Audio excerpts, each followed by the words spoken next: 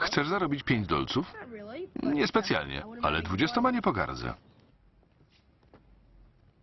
Czego sobie życzysz, synku?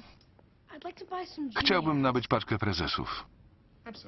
Przykro mi, ale to określenie jest mi obce. O czym mówisz? Prezesy, gumki, kalosze? Bez nich nie bzykniesz laski. Matko święta. Domyślam się, że chodzi ci o kondomy, młody człowieku. Na słuch padło? Kolorowe gumki. Nie wydaje ci się, że jesteś jeszcze za młody na te sprawy? Wrzuć na luz, dziadku. Muszę już golić Wacława. Proszę wybaczyć, dobrze się pani czuje? Muszę się tylko o coś oprzeć. Może jednak te karbowane podobno wydłużają rozkosz.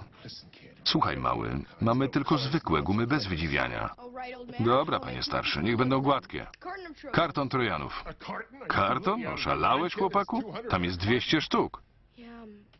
Wyjeżdżamy na weekend, a Alaska jest z tych obrotnych. Dobra, wezmę 2. Kartony? Nie, sztuki. Zawsze mogę wywrócić na drugą stronę i będą jak nowe. $4,5. Reszta dla pana. Nie macie może przymierzalni? Chciałbym sprawdzić, czy dobry rozmiar. Wynocha.